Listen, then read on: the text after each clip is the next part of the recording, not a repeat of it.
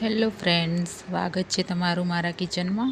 આજે આપણે બનાવીશું કાઠિયાવાડી ભરેલા મરચાં। આ મરચાં બનાવવામાં એક એવી સામગ્રી ઉમેરી છે જેથી મરચાંના મસાલાનો સ્વાદ એકદમ અલગ જ તૈયાર થાય છે। તો વિડીયોને બિલકુલ સ્કીપ કર્યા વગર તમે જોશો ફ્રેન્ડ્સ। તો ચાલો આપણે બનાવીશું ભરેલા મરચાં। તો અહીંયા આપણે લીધા છે 200 ગ્રામ જેટલા લીલા મરચાં લીધા છે મેં। તો આપણે મરચાંને ધોઈને તૈયાર કરી લીધા છે। આપણે એને વચ્ચેથી આ રીતે કટ લગાવી દઈશું। આ મરચાં એકદમ મોળા આવે છે, તો આપણે એના અંદરથી બીજ છે કાઢવાની જરૂર નથી। ભરેલા મરચાં બનાવવાનો મસાલા માટે આપણે લીધા છે તલ, કલોંજી, જીરું, અજમો અને આપણે સૂકી કસૂરી મેથી લીધી છે અને શેંગદાણા લીધા છે અને આખા દાણા લીધા છે। આ બધો મસાલો આપણે લઈ લીધો છે।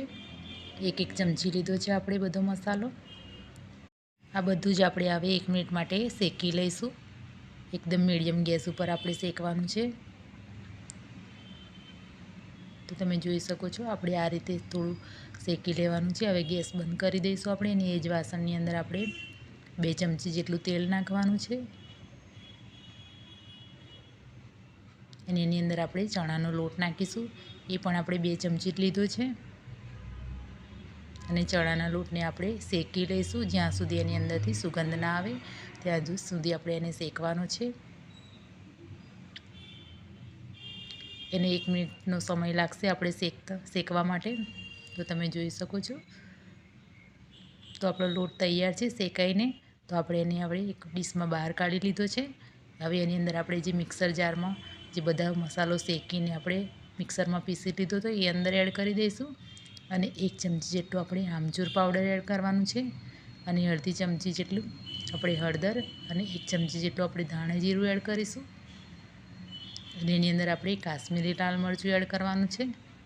હવે આપણે એની અંદર એક સામગ્રી એ ઉમેરવાની હતી કે આપણે એની અંદર નાખીશું સંચર પાવડર। એ આપણે ચપટી જેટલો લીધો છે સંચર પાવડર।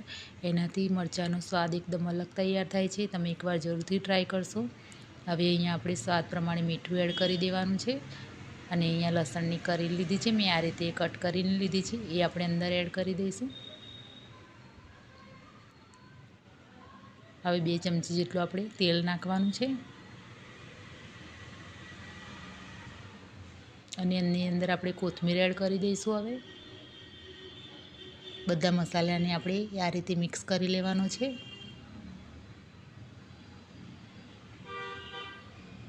તો આપણો મસાલો તૈયાર થઈ ગયો છે।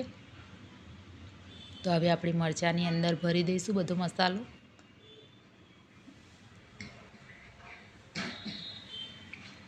આ રીતે આપણે મરચાંની અંદર મસાલાને ભરવાનું છે।